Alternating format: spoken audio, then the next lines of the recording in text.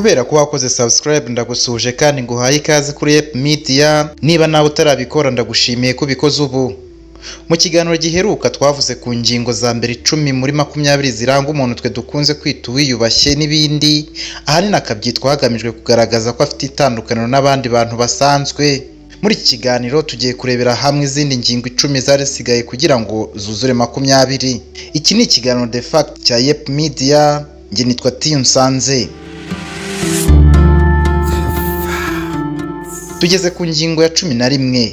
Bawowe gushaka runaka ntibikaguhindura uwo utari we. Guhindura uwo uri we kubera ushaka gutsindira umutima w'umukobwa cyangwa umuhungu, umukoresha wawe n'abandi bantu, ibyo ntibivuze kuba wahindutse koko. N'ubundi ibyo ukunda biguma kuba bya bindi, ibyo wanga nabyo biguma uko. Ikintu cyonyine kigomba guhindura ni impinduka n'iterambere wowe ubwawe ushaka kugeraho mu buzima bwawe. Bityo rero ntugahirahire wihatiramo ibitakurimo, kuko ushaka numara kumubona uzumva ko bihagije, noneho ya sura yawe ya nyayo bugereho, noneho isohoke hanze, kuko kuyifungirana bizaba byararambiranye muri wowe. Aho niho umwe watumaga wiyoberanya azabonera ko utandukanye cyane n'uwo wari we mu gihe mwamenyanaga. Igisubizo cyiza kuri iyi ngingo ni uko baba wowe ubwawe nyine, abo mugendana mu nzira imwe bakaba aribo bakwemera, bakakwemera uko uri kandi batabangamiwe n'imigirire n'imyitwarire yawe. Ingingo ya 12, uzirinde kwivuga ibigwi utabibajijwe. Uwitaka abishya imitako, ariko ngo ihene bayishimye kwiruka nyine irenga iwabo.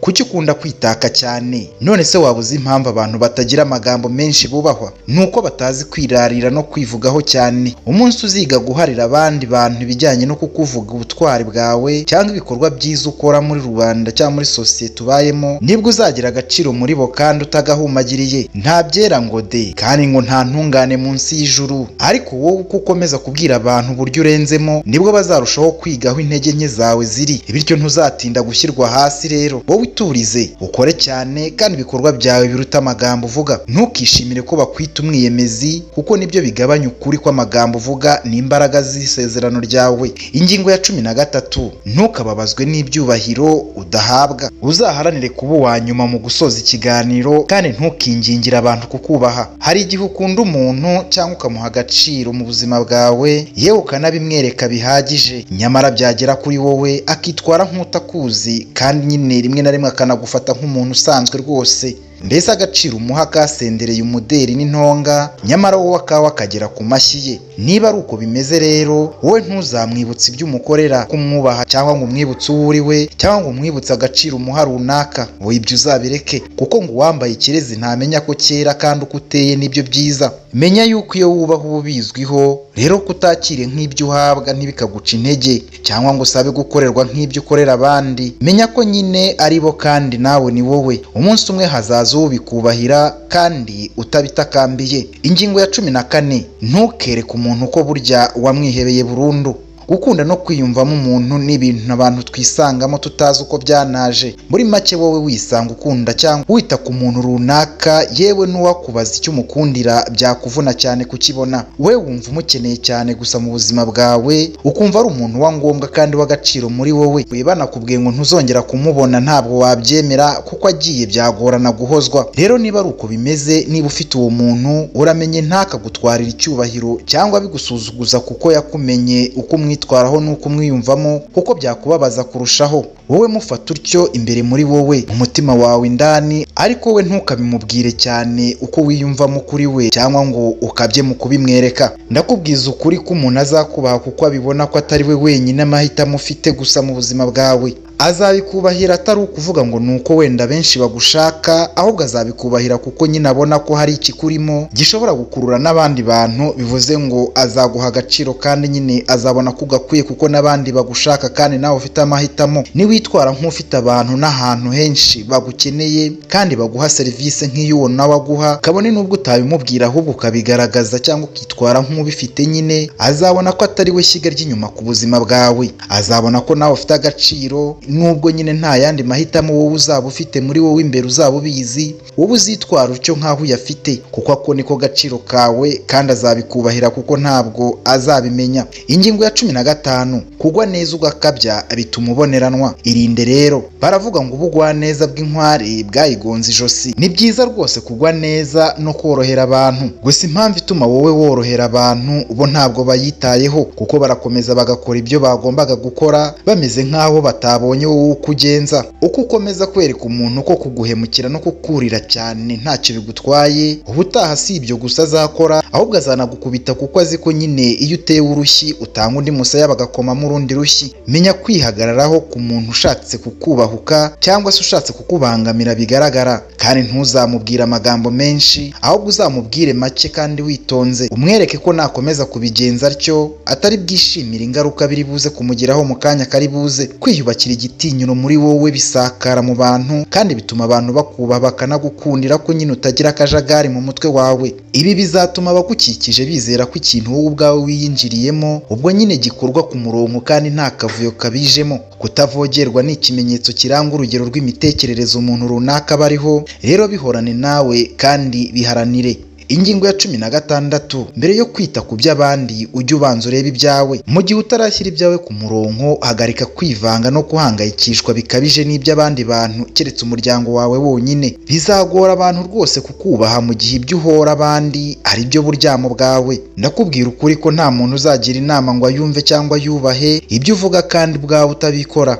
Uraho uri gukwena abandi ngo ibi na biriya byakabaye bikorwa gutya na kuriya, nyamara wowe si kubigenza. Baravuga ngo ntawe useka ruko bahetse rukobora, kandi ngo ijya kurisha ihera ku rugo. Mbere na mbere rero wowe banza umenye gahunda zawe zose ko ziri ku murongo nk'uko bikwiye cyangwa uko wabipanze. Bityo nta muntu n'umwe bizagora kukwigiraho kandi akumva ko ibyo uvuga unabizirikana kandi unabikurikiza. Bitware gutyo rero, kuko ubundi ntawe usuzugura umwigisha we. Nyuma yo kwitwara utyo nta muntu uzingingira kukubaha no kuguha agaciro, kuko nyine uko witwara byonyine birimo icyubahiro buri wese akugomba. Bityo rero mbere yo kwita ku mugogo uri mu jisho rya mugenzi wawe ujye ubanza usukura iryawe, kandi ibyo nyine niko gaciro kawe. Ingingo ya 17, mu gihe uganira n'umuntu ujye uvuga umureba mu maso. Reka nkubwire akantu gatoya kandi uzakagerageze. Ese umuntu yari yakuzamukana agatongana cyane akubwira nabi, mbese yakurakariye ku rwego rwo hejuru? Niba bitarakubaho simbikwifurije, gusa nyine niba byarakubayeho wihangane. Ubutaha ibi bintu ntibizongera kukubaho, cyangwa niba bitaranakubaho nibiramuka bikubayeho, umuntu nazamura ijwi rye cyane atongana cyane, mbese avugira hejuru asa n'ushaka kurwana akubwira nabi, wowe uzahagarare wemye uzamurebe mu maso kandi ntuvuge ijambo na rimwe. Navuze ngo uzamurebe mu maso gusa,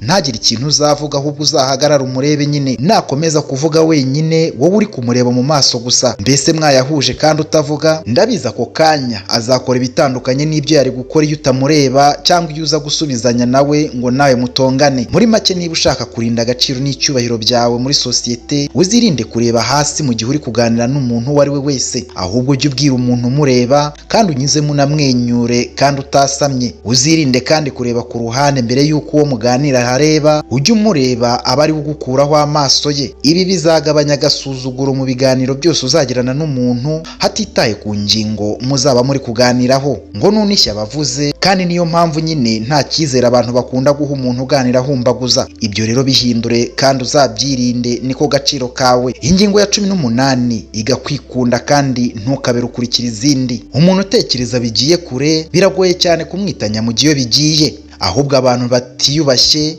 nibo berekeza habonetse hose, kabone nubwo abo baba bari kumwe batazi ukuri kw'ibyo bagiyemo. Buri gihe nubwo waba uri guca mu bibazo, ujye wumva ko ntawe uzi iby'ejo, bityo ko nta rwandiko ruhagarika ejo hawe hazaza ko hashobora kuba heza. Ujye utekereza ibyiza, nibwo bizakuzira. Niba ushaka ko agaciro kawe katoroswaho, ujye umenya guhagarara ku cyo wemera kandi urwanire ukuri kwawe. Nta muntu amateka yise umugabo uzabirebe, kuko atarwaniye impinduka z'ibyo yizera kandi akabihatanira. Yaba ashyigikiwe cyangwa adashyigikiwe, yaba byumva kimwe n'abo bari kumwe cyangwa baba bari benshi, cyangwa ari we wenyine cyangwa ari na bake cyane, ntago bimuca intege. Ikibanze ni uko ibyo uhagazeho cyangwa uvuganira ari ukuri gusa. Ntuzatsimburwe byoroshye cyane, kuko intsinzi yawe nibwo butwari bwawe, kandi ntuzatekereze ko byenda kukorohera nyine. Uzaba umugabo kandi uharanira icyo ukurikiye nyine, kandi n'abandi bazabikubonamo. Ingingo ya 19 iga kuruhura ubwonko no kwigenga. Menya ko ubwonko ari igice gikomeye cyane mu mubiri wawe. Ubwonko nibwo bugena intekerezo zawe, nibwo bugena ibyo dutekereza, ibyo twanyuzemo, amarangamutima yacu, kwishima no kubabara, yewe guhumeka, iby'ubushyuhe,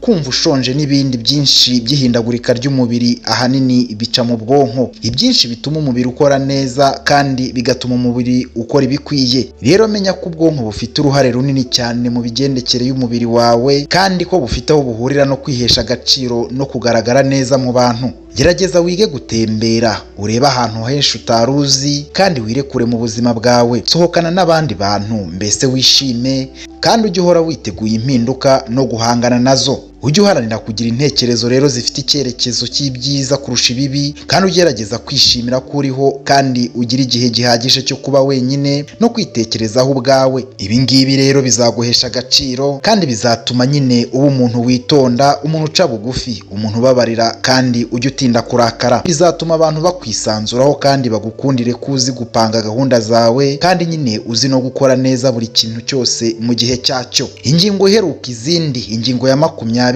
ari nayo ya nyuma, baho mu buzima bifite intego kandi ujye uhorana amakuru. Gukora cyane niryo pfundo ry'agaciro uzahabwa mu gihe runaka ukiriho. Mu gihe ukora cyane rero kandi ufite intego, ibyo ukora byose ntawe uzakugayira kubikora kandi pfa kuba ari byiza kandi bigiye mu kuri. Ujye ugira intego muri wowe, yaba nto n'inini. Ndakubwiza ukuri ko uwo muriro ukwakamo w'ibyo ubwonko bwawe bukwishyuza kugeraho, nta kindi kizawuzimya kitari ugukora cyane nyine utikoresheje kandi ntugacike intege. Nta muntu ufite icyo yagezeho usuzugurwa, uko abantu benshi bamwigiraho byinshi kandi abafitiye umumaro sosiyete n'ubuzima bwabo bwa buri munsi. Si ngombwa rero ngo intego zawe zose ariko ziba ndende cyangwa ngari cyane. Ujye wiha umwanya uvuga uti muri uku kwezi ngomba gukora iki kandi nkakigeraho, muri uyu mwaka nzakora iki ngiki, muri iyi myaka 5 nzaba ngeze kuri ibi na biriya, gutyo gutyo kandi gake gake. Ntabwo imbogamizi zizabura cyangwa se gutsindwa, ariko nyine ntibikakwibagiza intego zawe. Burya ngo ukora urucira abagabanya kandi ngo nta mwana uvuka ngo yuzure ingobyi. Menya ko kugera ku bintu bikomeye cyane bisaba igihe kandi no kugera ku byoroheje bisaba kwihangana no kudasubira inyuma. Ujye ushaka amakuru ahagije kandi uharanire kumenya ibigezweho, kuko uwo muzaganira wese azagufata nk'umuhanga kandi abikubahire. Bityo intego zawe rero n'icyubahiro cyawe ndetse n'imbaraga zawe ushyira mu mikorere yawe, byose Imana izabiha umugisha kandi kubahishe.